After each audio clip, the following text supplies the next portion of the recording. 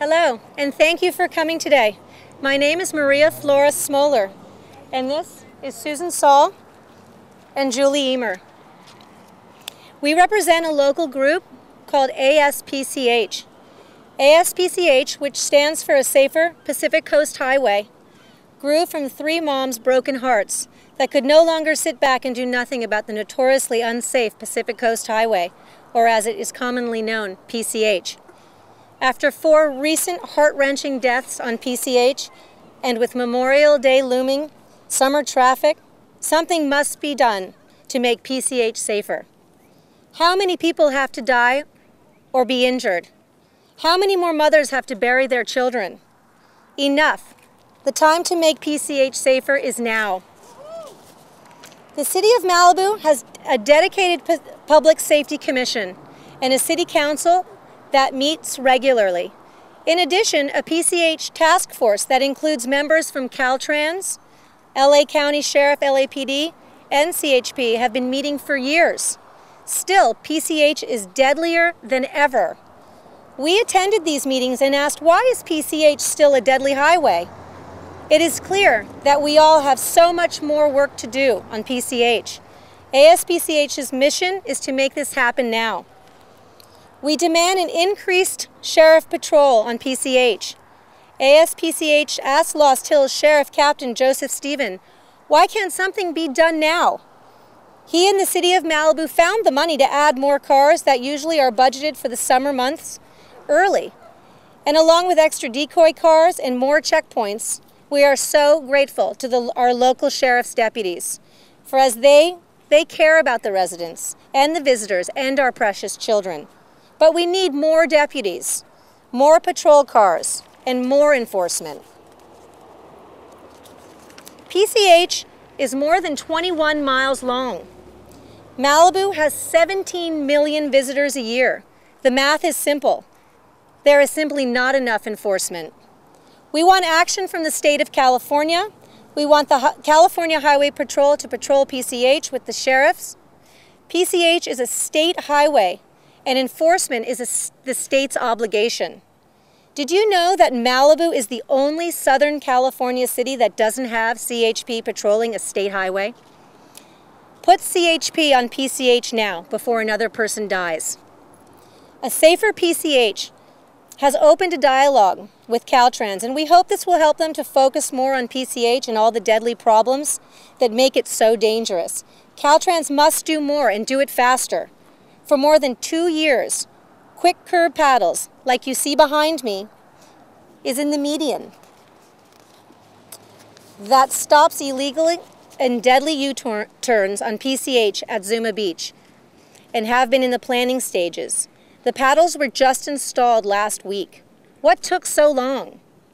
PCH needs these paddles to separate north and southbound cars, to separate traffic from bicyclists, from pedestrians, and people waiting at the bus stops. We demand more curb paddles. Caltrans must do more, and sooner.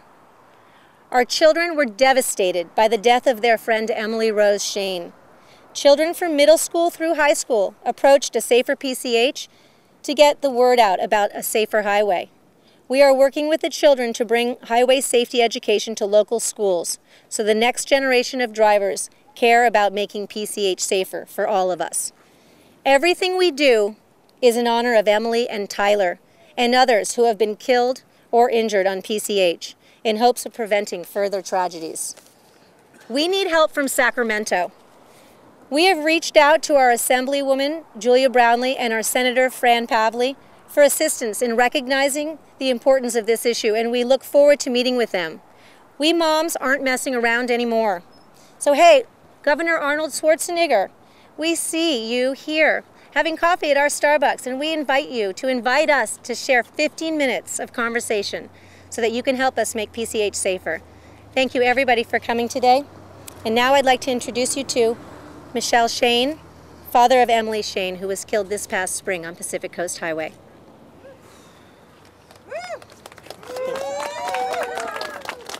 Good morning.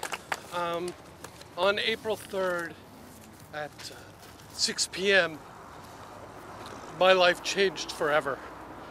when my 13-year-old daughter was murdered by a driver trying to kill himself. This driver drove the length of PCH from the top of Topanga down PCH all the way to Heathercliff with 6 911 calls and no action. I don't know why. Was there a shift change? Was there no one out there? But it has changed our lives forever. And unfortunately, it's not just mothers that bury their children, but fathers do too.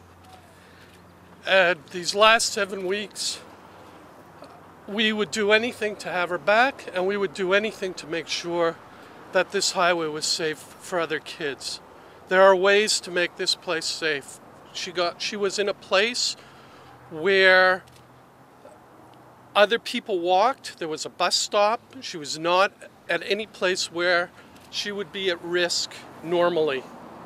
And because there were no barriers, no sidewalks, no demarcation of any type, basically when the driver decided he wanted to kill himself and turned into the embankment, he hit her. Had there been some sort of barrier there, maybe she would have been hurt and not killed. It's unconscionable. We live in an amazing community. We live in an amazing town. It's unconscionable that so many people have to die for no reason at all, except stupidity.